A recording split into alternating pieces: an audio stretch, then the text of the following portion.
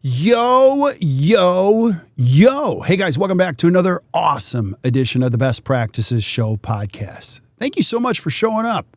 We're going to keep bringing it because we love this stuff. And recently, we did a presentation on the whole idea, if you're a small practice, how do you make a big impact and thrive in a changing dental market? It was so good with my co-host, Miranda Beeson. I thought, we got to share this on the podcast. So here's the audio version. So please listen up. I hope you guys enjoy this, and we'll see you soon.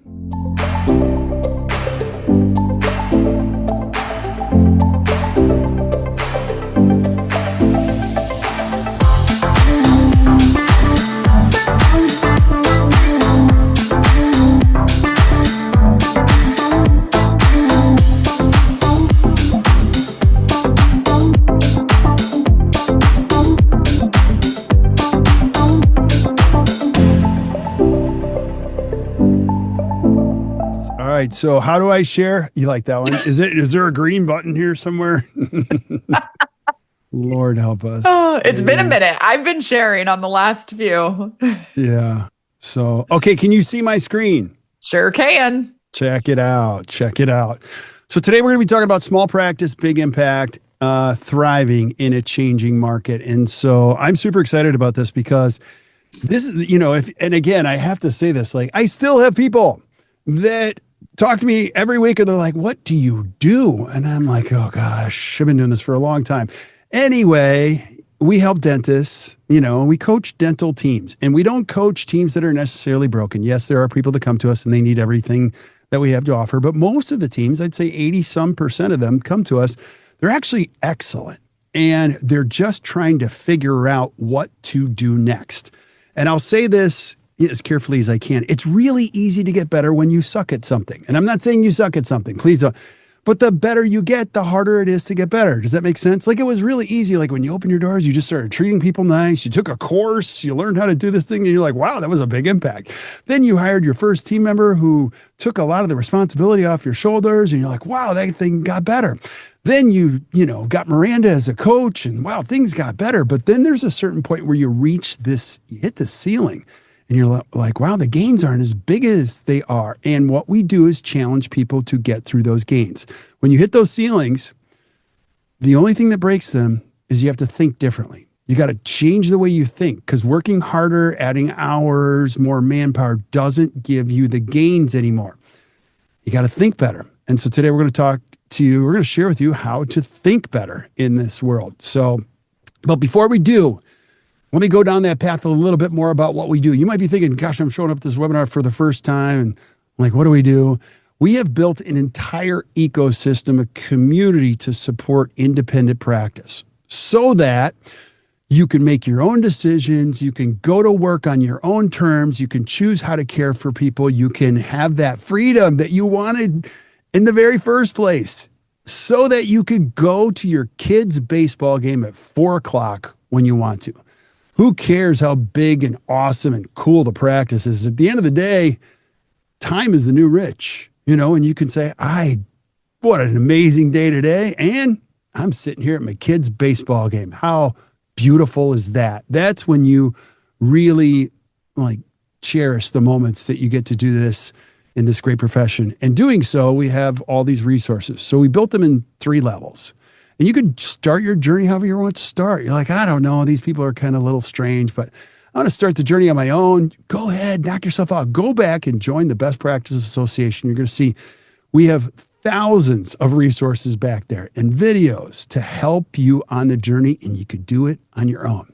The second way you can do this is you can do it in a group.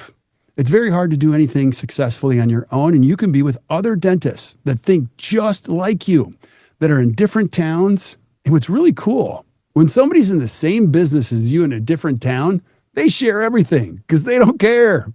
Like, here's what works. And we have an amazing group called the To the Top Study Club. We actually have a golden ticket that I'll share with you at the end. You can come for free. Check it out. Kick the tires. If you don't like it, you don't have to stay. I know that won't happen. But we have this group, and you could join this group. And then lastly, if you've tried everything and you're just like, I'm just too busy, I don't even know how to do this, you can hire a pro coach like Miranda, who will kick your butt every single month and make you do this. She won't kick your butt. She'll be nice to you. But sometimes she can say things to your team in a way that you can't say them. We have a coach. Her name is Jamie.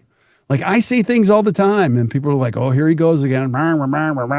Jamie comes in and says one sentence, and they're like, she's amazing. I'm like, I have said that 5,000 times, not quite like that, but like I've said the same thing. And they're like, but she's amazing. I'm like, oh my gosh. Sometimes they just can't hear it from you. They have to hear it from somebody else who does this, who's an expert. So that's an option, and that's level 3. And then you can actually join.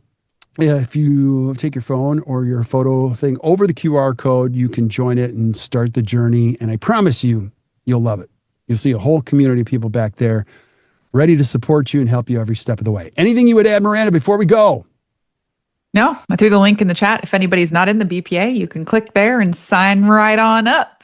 Yeah. Hang out with us. She's so nice. But behind the scenes, we call her Mo-Randa. That's when she shows up in a meeting and you're like, okay, let's just do what she says. She's going to make things happen today. So we're going to see. Very persuasive. We're going to see who shows up today. So again, we're going to be talking just like you might be thinking, well, I have a small practice. I want to make a big impact and thrive in a changing market. We're going to show you exactly how to do that today. But let's start with the big picture. The why is the most important piece.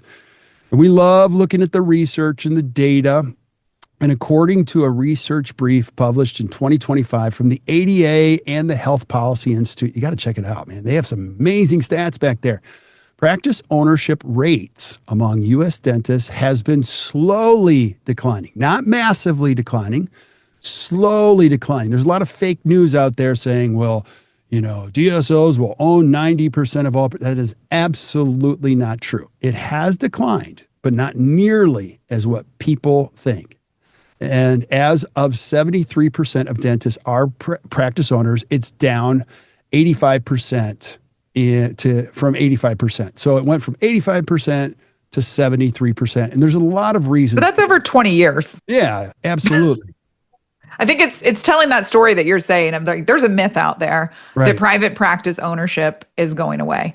And that, you can't survive in this market as a private practice solo practitioner. And that's just not true. And so we want to talk a little bit about how you can thrive in the world today. And really, some of these stats that are coming up are really exciting too about what people realize after they've been out there in practice for a few years. Yeah. And as you're going to see, she's the smart one. I'm just the idea guy. So she's going to add context to these ideas. So what's intriguing is that practice ownership still remains the end game. So a lot of people steer away from it and then they come back to it. Tell us a little bit more, Miranda.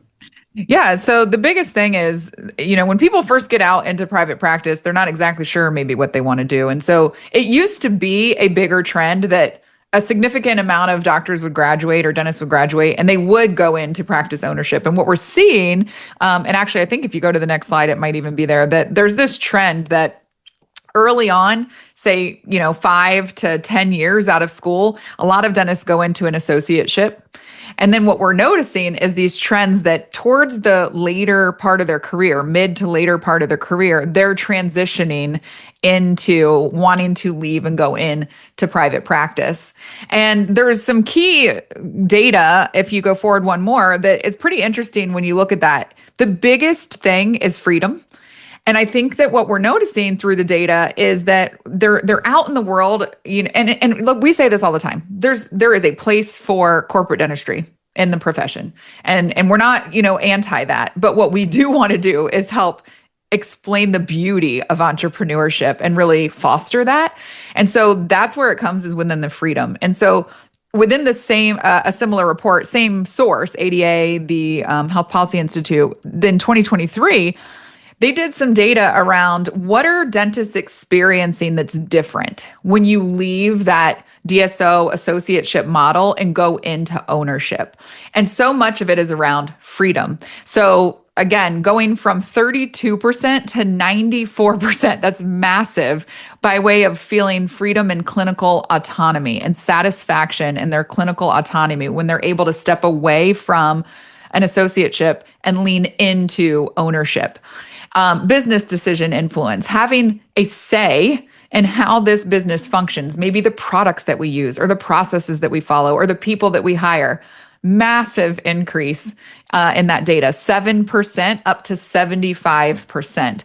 And what that data is really telling us is that a lot of doctors really crave that freedom to create the practice that they want. And you say it best, and I'll let you take it from here, is it's a noble profession. You can do the type of dentistry that you want to do with the people you want to do it with, on the people that you want to do it on, when you own your own practice and when you have that freedom. So I just think the data piece is super cool to see that you might hear these myths or these stories that it's going away or it's not thriving anymore. But what we see is that when people dip their toe, end game, they want that freedom and that control over their life, and that better practice, better life comes from that entrepreneurship piece and really being able to have some autonomy in the decisions that you make in your practice. Absolutely. I couldn't agree more. And so I got to be careful about how I say this because I am very passionate about this and I am very biased. Like, I don't think there's any job security in the future at all other than owning your own thing. And so, like, a lot of you that became dentists, if you really go back to why you became a dentist, it was something inspired you. It was a neighbor. It was a person down the street who just had a different life. It was somebody you talked to. It was the idea of treating people the way you wanted to do it, to be creative without restriction. And so as you look at these elements, you look at insurance, you lose control on choices. People are making choices for you. Working for someone else. You learn this, like, you don't make any decisions at all. They make all the decisions. So, there's always good and bad in this, and you have to really do some self-reflection. But there's nothing better, I'll say from my vantage point, than going in knowing you're creating something that's a reflection of your values, your vision, how you want to practice. You get to set your own fees. You get to hire your own team. You get to choose what patients you see when. Oh my gosh, is that amazing or what? And so when you have those elements, that's when you say this is the greatest profession ever. When you lose those elements, you say this is terrible. This is not what I wanted. So we got to put our finger on where this stress comes from. And that's why I'm so passionate about this, is watching dentists step by step, month over month, reclaim their freedom and do it the way they want to do it. And so when you have a voice, like, that's when it starts to take off. That's when you thrive. That's when private practice delivers. The opportunity lies, though, in not being the same, because your comprehensive aesthetic practice that aspires to excellence, it's in a sea of sameness, my friends. I know you think it's different, but it sounds all the same. And the opportunity lies in differentiation. So that is the key. And tightening up the operational gaps. Anything you want to add, Miranda, on that? No, I mean, I think that's the biggest piece. I'll share just anecdotally, because it's always fun to hear a real life story. I was actually just recently talking with a client, and this client has a fantastic practice. And they, years ago, were working with an agency that said more. And so again, just to like highlight where we're going with this webinar, take as many, insurance as you can, get as many patients in the door as you can, build out assisted hygiene, fill the ops. By the way, as soon as you do that, I want you to build another building. I want you to put in more ops and get another associate.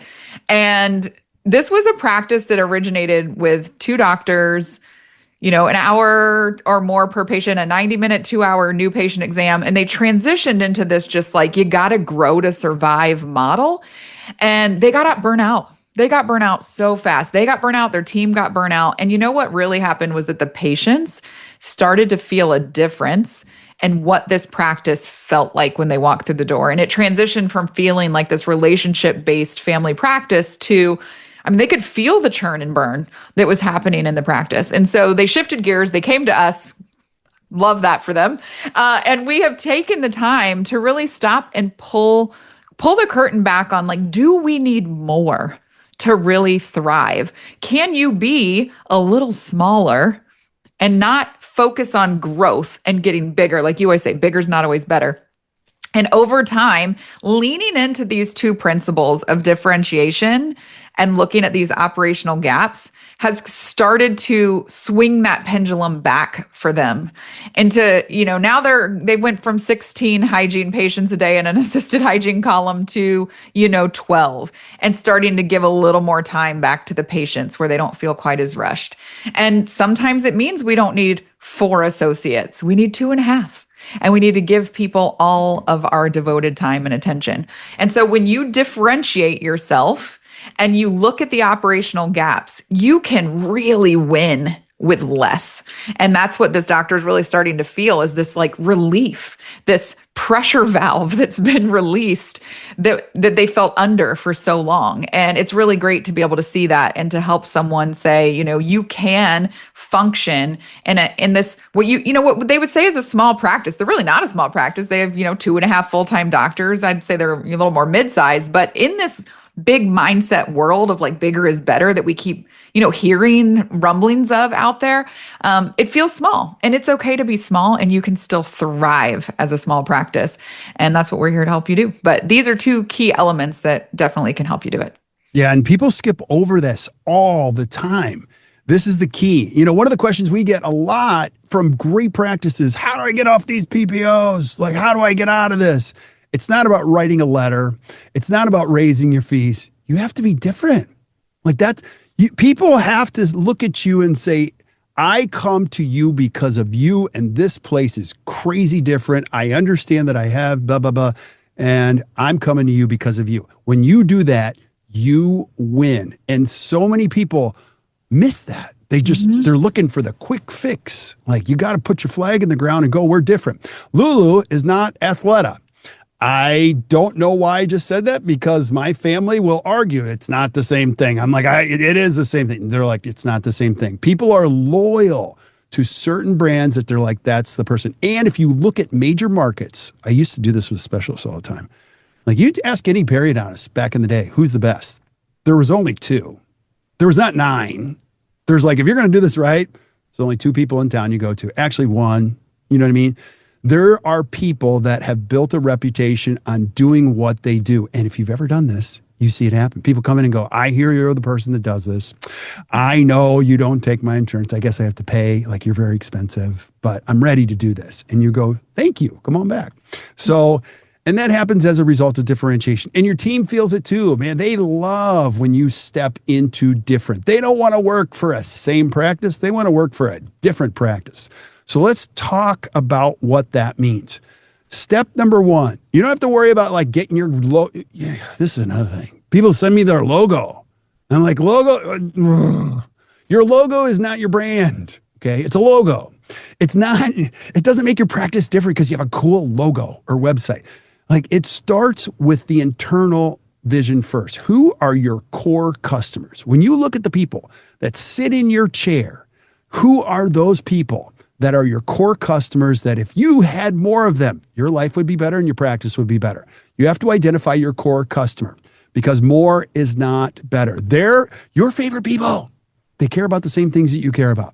They come in, you talk to them, they respond. Your least favorite people are the ones that don't care about the same things that you care about, but you're still looking for more. Because when you find the right people, they refer other people who are just like them in your chair. It's so cool. The second piece of it is, after you identify your core customer, are your core competencies. These are truly strengths. These are things that you are really good at. Not that you think you're good at them or you'd like to be good at them. You're good at them. People have recognized you're really good at this. You've worked really hard. You're better than most. And they set you apart from others. For instance, like, we have some people that are amazing at composite dentistry, like amazing. Some at conscious sedation, some at airway. Like, they're really good at it, amazing at it. And those are things that they usually excel. Now, one more thing I'll just add about competencies. When you take the time to reflect what you're really good at, like your unique ability, you get energy from trying to be better at it. And you're never satisfied. You never go, I'm there, I've made it. No, anyone that identifies a core competency, They work at it, they get more energy as they work at it, and they're constantly improving. It's never exhausting to work on your unique ability. It gives you energy. Would you agree? Absolutely. And these two things go together. It's Right. really important to do this reflective time before we go and form who are we going to differentiate ourselves as and who are we trying to serve. Thinking about core customer and this idea of big versus small and how do you thrive as a small practice. I would argue that if you are the type of practice, if we tie all this together, if you're the type of practice who considers a core competency the fact that you are well versed in, say, oral systemic health and the integration of whole body health and mouth. And we're doing a lot around that in dentistry by way of salivary testing and the bacterial side. We're also have practices who are leaning into that sleeping side and myofunctional and tying in the whole body. So if that's core competencies for you, I have a practice I work with who very much believes in this philosophy of patient care. Then, and you're leaning into wanting to have a core group of customers then that also value looking at their oral health as a big picture. Then 10 new patients that also value that are so much more valuable than 30 new patients Right. who want a free cleaning and eyes glaze over when you ask them about if they snore or not, or you bring up their medication history and they fight with you about filling out their health history because, the blood doesn't flow from the mouth to the rest of the body in their mind. So 30 new patients could be a bragging point for somebody, but it's probably not a bragging point for you because you'd rather have 10 really solid core customers that join your practice that also value the same things you value, that are looking for the type of practice that you're delivering or the type of care you're delivering. I think about healthcare in the same way. I'm willing to spend something out of pocket to be with a provider that's going to look at me when they ask me questions about my health, or doesn't repeat the exact same questions the nurse just asked when she wheeled in a computer. There's a lot of people that are now seeking out concierge medical practices. They're willing to pay $2,000 or $3,000 or $4,000 for an annual membership for these medical practices because they're craving a personal, customized, comprehensive approach to looking at their health. And there's a lot of dentists that are really leaning into that as well.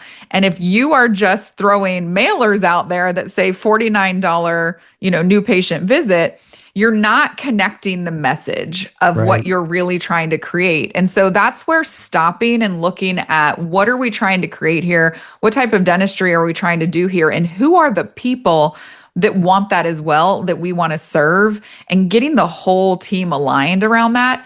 It really helps you to kind of lean into that conviction and say, we can do this in this way. Amen, sister. I love that. We could spend a half hour on that one because really the limiter for this is the dentist and how they're. So if you're a dentist listening to this, you have to believe, I believe this. You don't have to, but you should. You have to believe that dentistry is one of the best investments a human being can make. And you have a gift for helping them with that. You should be like, this is one of the best investments you'll ever make. I can prove to you statistically, it's going to improve the quality of your life, possibly the longevity.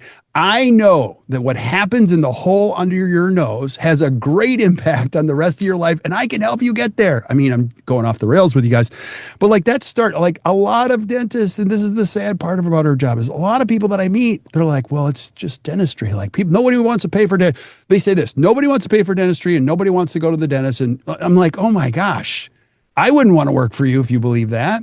Start with better beliefs so that we can all start to communicate confidently with patients that you're in the right place. We're going to help you. And so I think that's really, really important. You also have to identify your weaknesses. There are a lot of things that all of us are bad at. I actually did an exercise where I had to fly to strategic coach, if you guys have ever been there.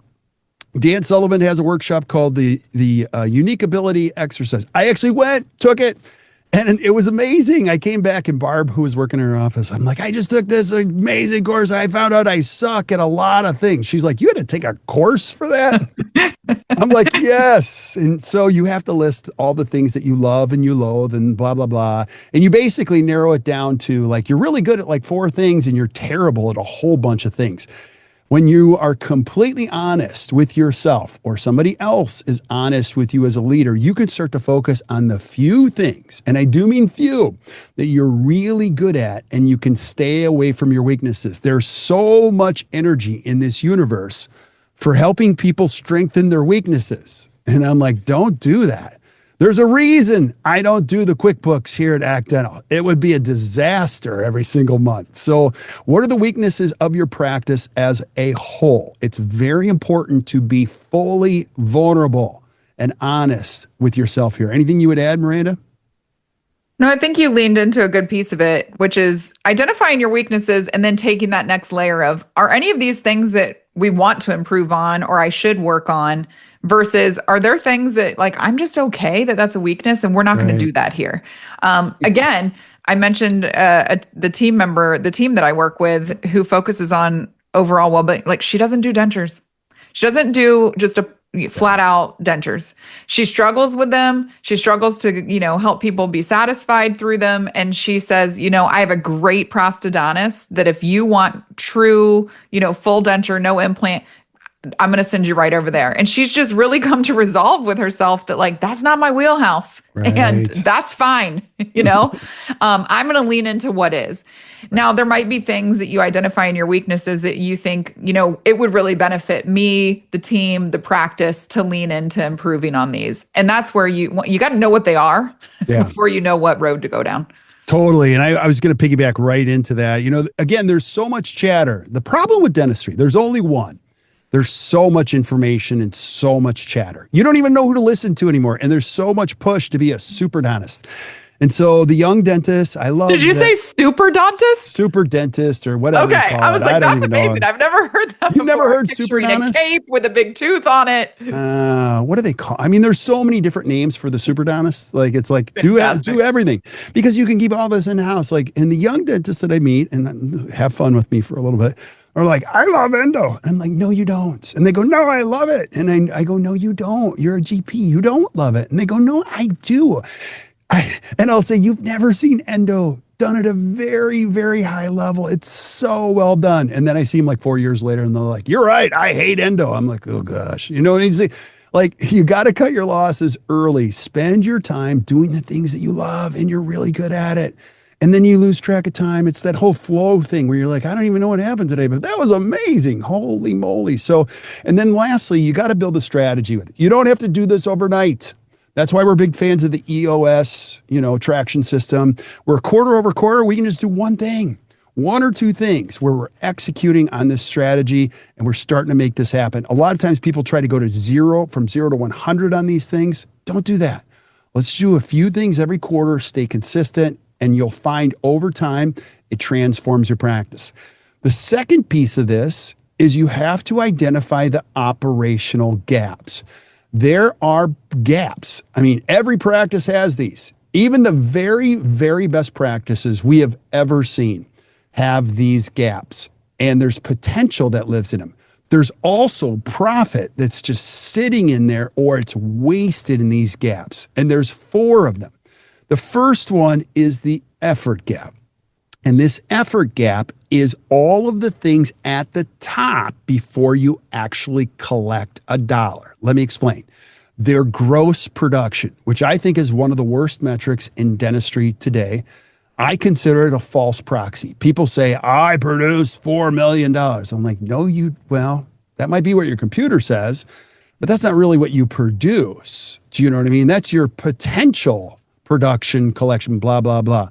And let me just back up in this. When people say I produce 1.5, let's say you have a buddy and your buddy does 1.5 and you do 1.5. It's not the same thing. Your buddy might write off 33% and you write off 10%. It's not the same practice. Those are completely different entities. And so the effort gap is this. It's gross production, it's days worked, it's write-offs, it's write-off percentage, all of those things, there's a mountain of opportunity there. People come to us with a 33% write-off or more.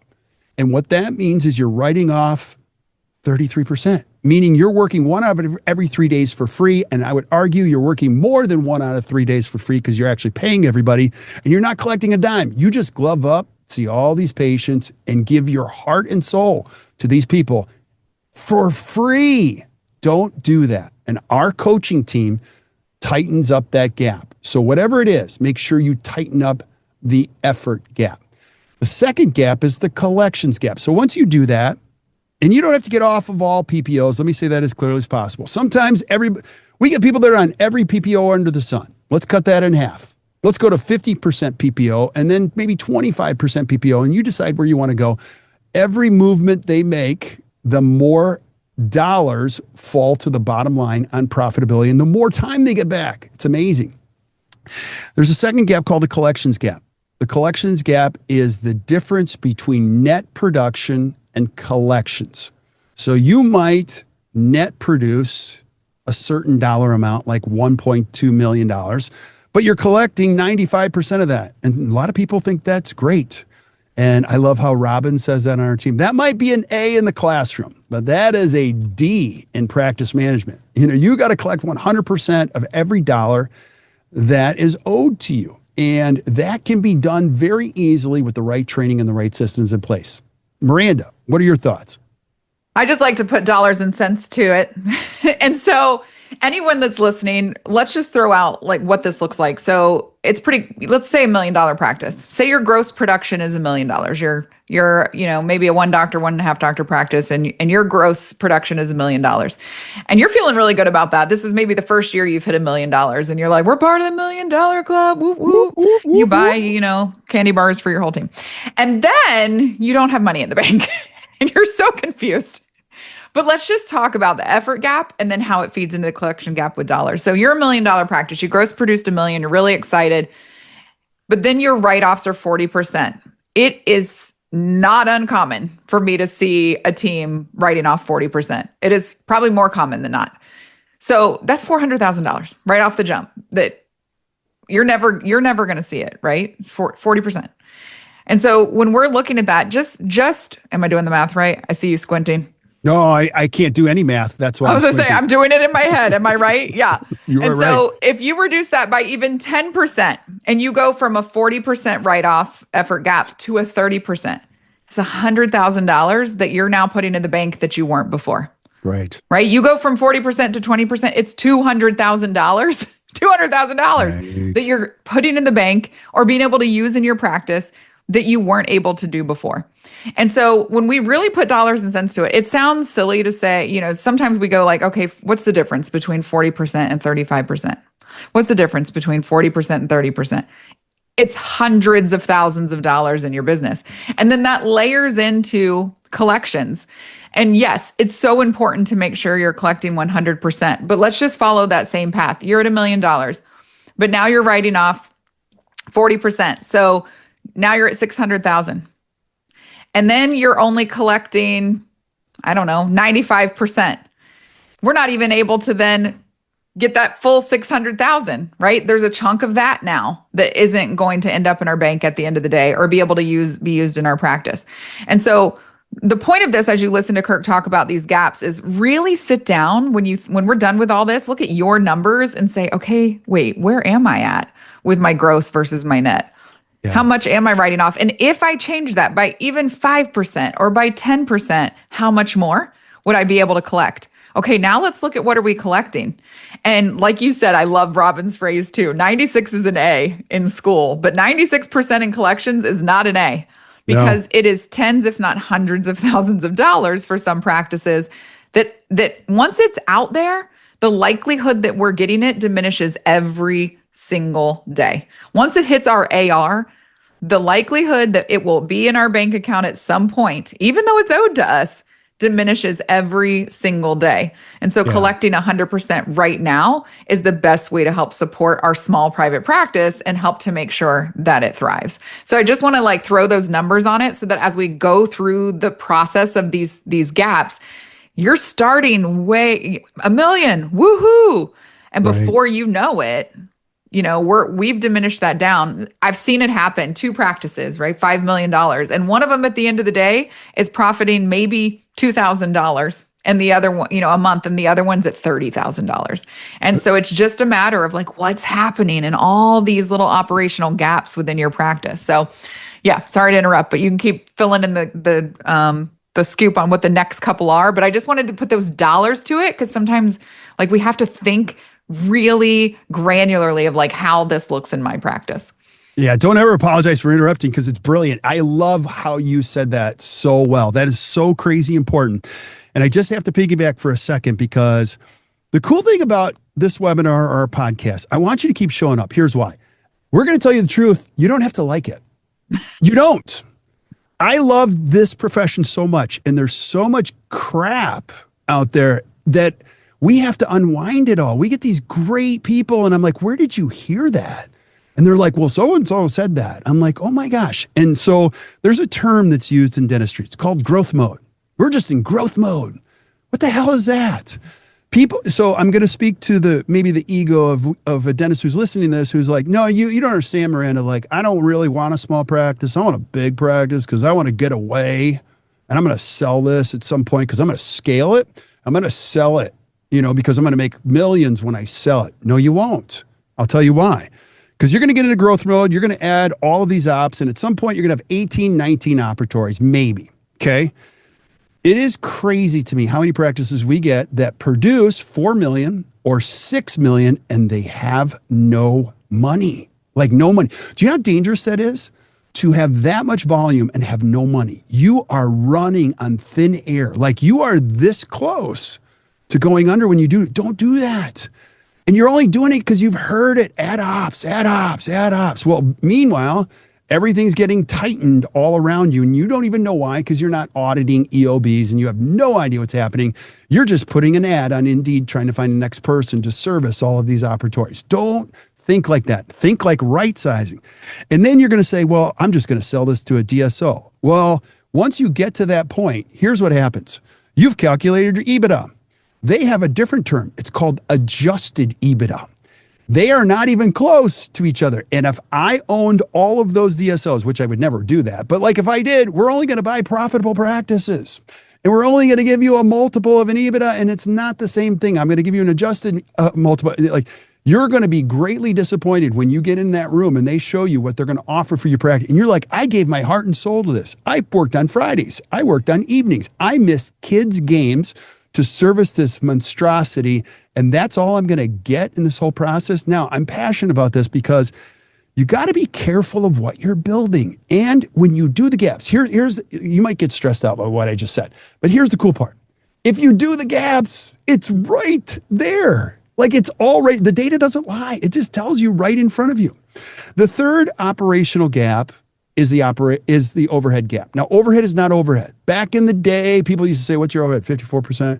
Mine's 52%. It's not the same thing anymore.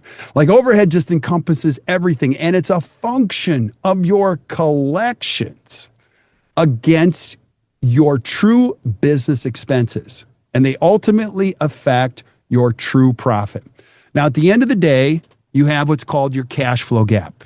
And that's the last gap. That's the difference between your gross profit and your true profit. What lies in the middle of there are things like loan payments, taxes, all that stuff. I tell this story, like when I first started ACT, I got this line of credit. It was $50,000. I was like, wow, man, it's like cool money I could just transfer into the business account. Well, I transferred it to grow and use it. And then I started paying it off. I'm like, well, I'm paying it off $5,000 a month. That's tax deductible. No, it's not. I argued with my accountant. My accountant's like, that's not deductible. I'm like, I'm paying this off. He's like, buddy, you got to learn, like, that's not a deductible expense. The other thing you learn is once you get that big, one of the challenges of improving your profit is you become a bigger taxpayer. At some point, the government's going to take 40%, no matter what. And you know where that money comes? It comes from your cash. And so that doesn't show up on your P&L. I think, lastly, I got to get out of this because I love this stuff so much. I got to be careful. Your P&L is one of the worst tools to run a business. It's important, don't get me wrong, but it doesn't tell the story. Cash flow gaps tells the whole story. I want to know where every potential dollar went from production down into your bank account, and that tells the whole story. These are systems and processes at play every single day in your practice. And if you don't have the time to do this, this is why you hire a great coach. I have watched Miranda single-handedly turn some of the largest practices that are amazing into wildly profitable operations. And my first question is, how did you do that? So I'm going to ask you, Miranda, how did you do that? Well, the first thing is like stop and look at the information.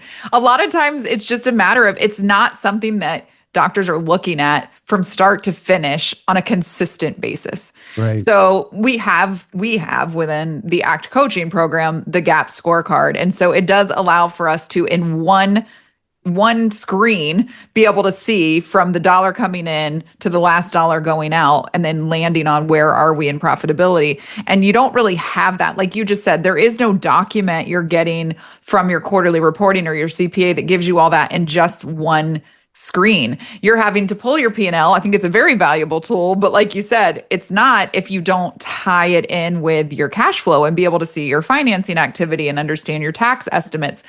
Because that's a big piece of it too. You get to your quarterly or your annual tax bill and you're like, holy cow, I don't have money in my account to take care of that.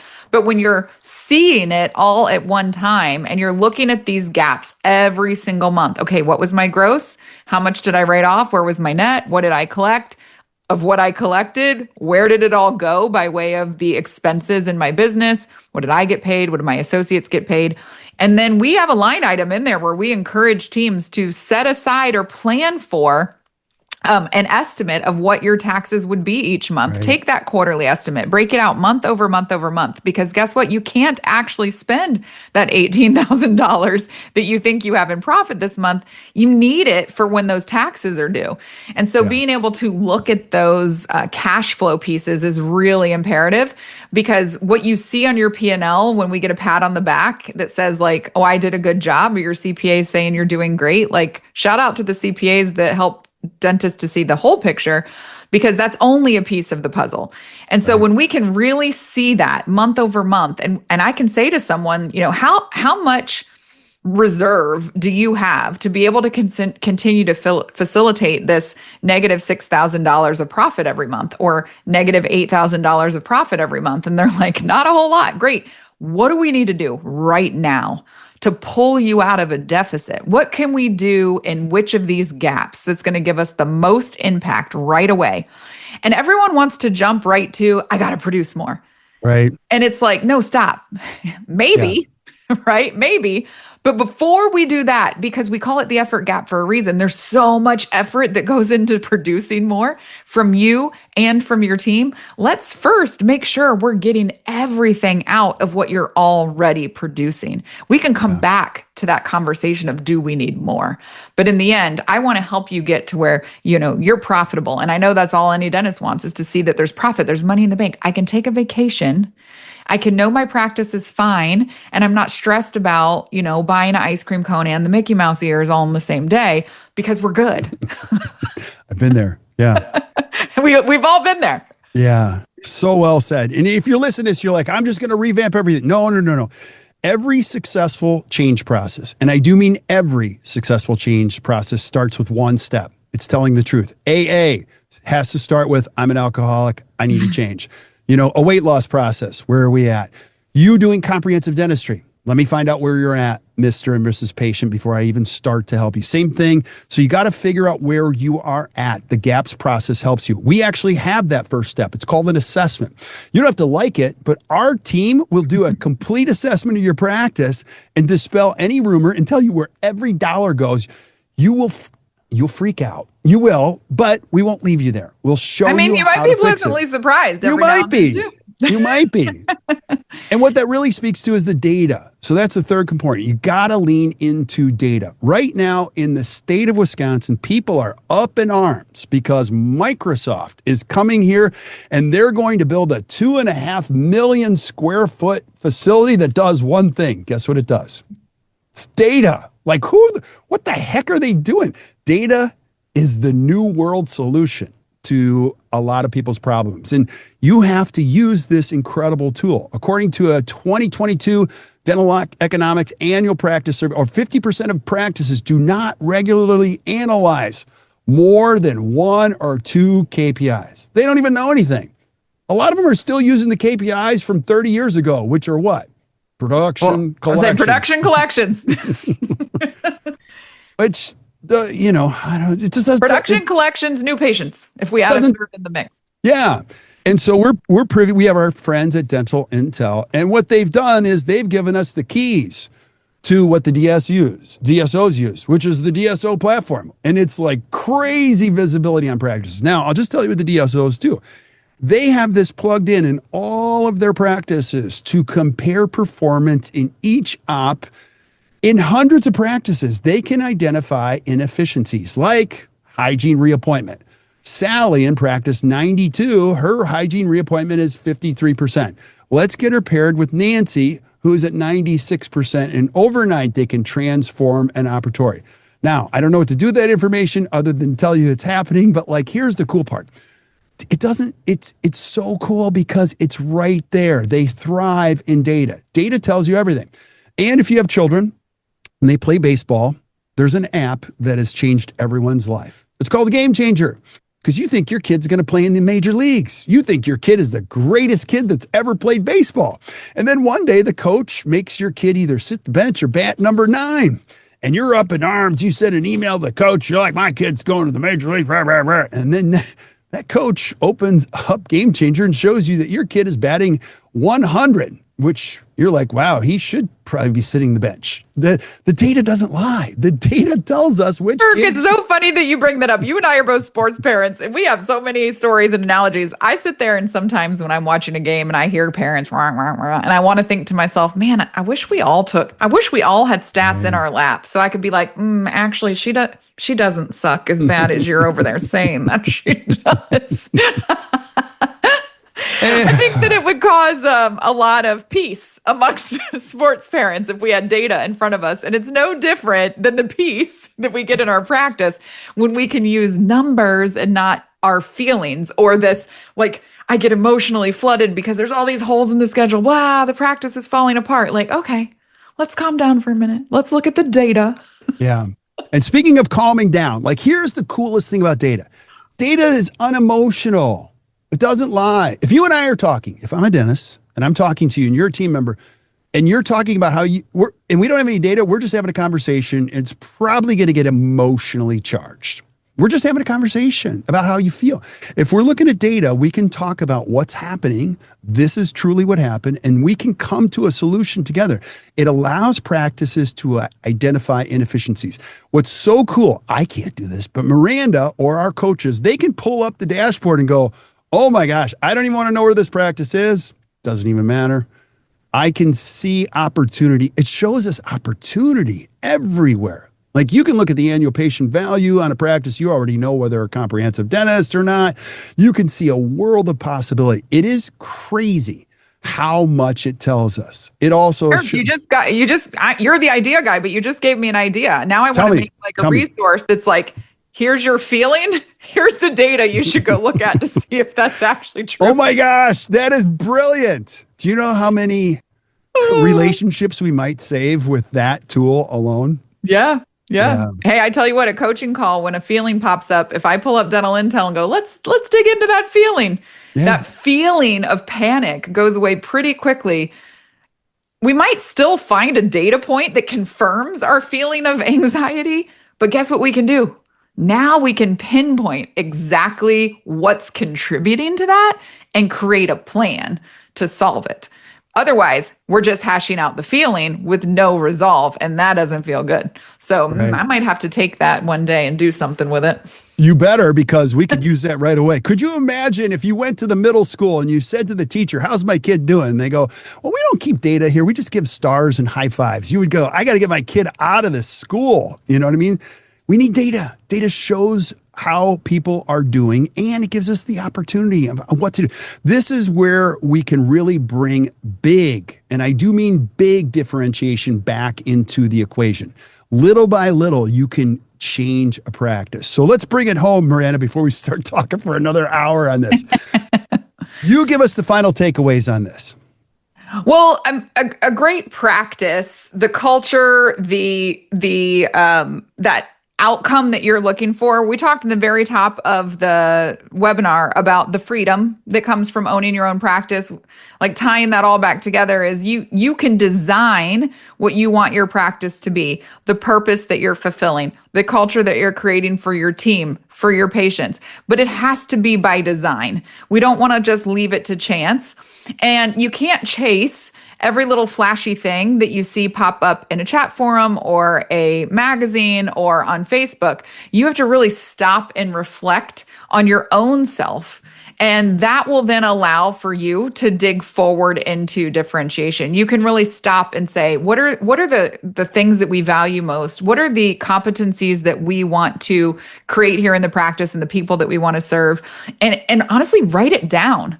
Write it down and create a strategy around differentiation and a strategy that you can share with your team so that you can all align together on what it is that we do differently here that's going to help us thrive when there's 4 dentists within a 3-mile radius of our practice. Yeah. And then from there, once we have that differentiation, in order to know if it's working, we have to look at the data. We have to look at those little gaps in the practice and say, what's working and what's not? Where do we need to tweak? Where do we need to focus this quarter? Hey, maybe you need to focus on all 4 gaps. Well, you can only do kind of one at a time. So dig in to where you have the most impact. And then that's where your team hones in for the next 12 weeks. We're honing in on this gap. And here's some data that we're going to talk about, that we're going to track, that we're going to lean into on a regular basis that's going to help us to figure out if we can make an impact. Because again, if we're talking about small practice thriving in this slowly evolving and changing world of dentistry, we have to do something different than we did yesterday. And so looking at what we've always done isn't always going to work. And what types of things do we need to modify or change? We got to set ourselves apart. And then we have to be able to tell, are we winning in this game of differentiation or not? And that's what the data is going to tell us. Yeah, I just piggyback on that too, because you don't have to change everything. I'm a big fan of don't strive for perfect. Perfect is terrible. All you have to do is make progress. And that's the cool part. You know, you can do this on your own if you want to, but I'll tell you what we do. We do incremental changes and keep practices consistent every quarter based on their overall strategic plan. That creates consistency. It also creates progress because when their perio numbers go from 3% to 14%, everyone goes, holy moly, that's crazy. Or their number of days worked in a year goes from 220 to 200, but they make more. They go, holy moly, that's crazy. And what you do is you start to layer confidence.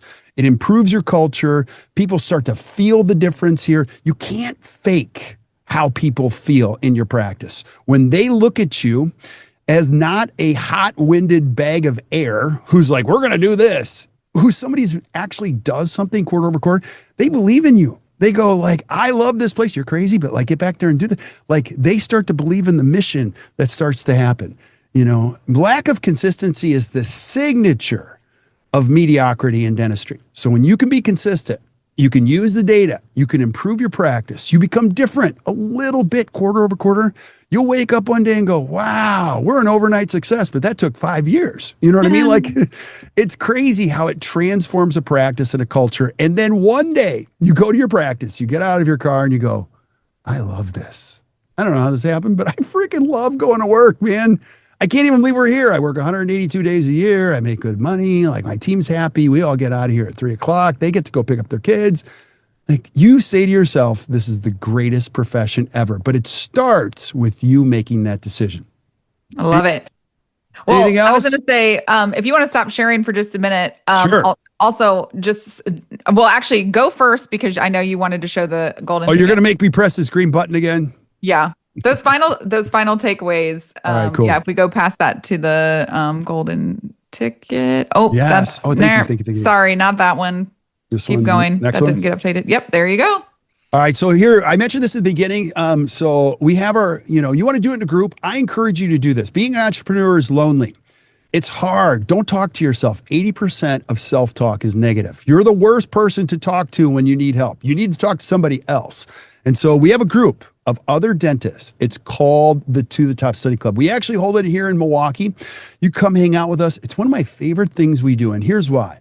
Selfishly, I get to learn so much. Like, yes, we're going to present a lot of information, but it is so cool to learn from 50 other entrepreneurs who are dentists in this country to go, I don't do that, I did this. You're like, holy moly, that's so cool.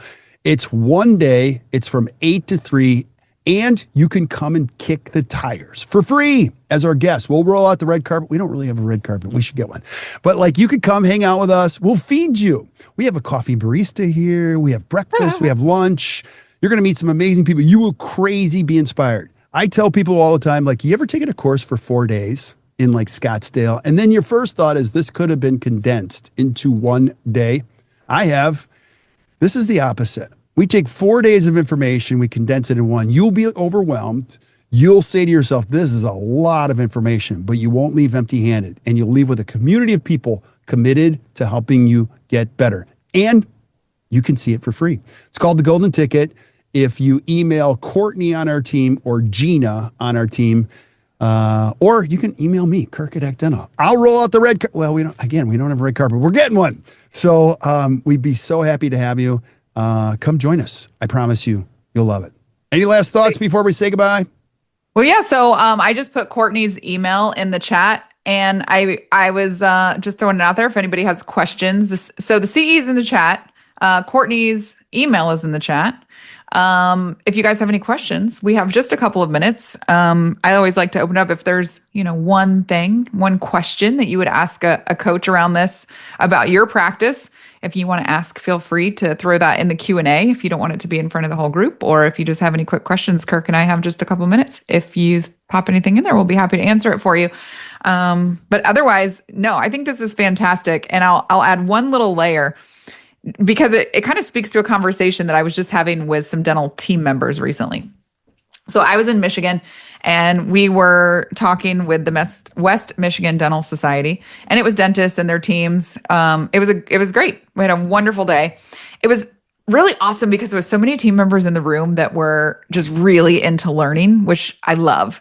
And I think that there's these myths around big is taking over and Right. DSO is taking over. I do think there's also some myths around there are no unicorn practices left to work for, kind of thing. Like there's this commentary, and dentists may not always hear this, but I'm also in these team member forums because I was a dental hygienist. Well, I mean, I technically still am. I just don't work chairside anymore. So I'm a license.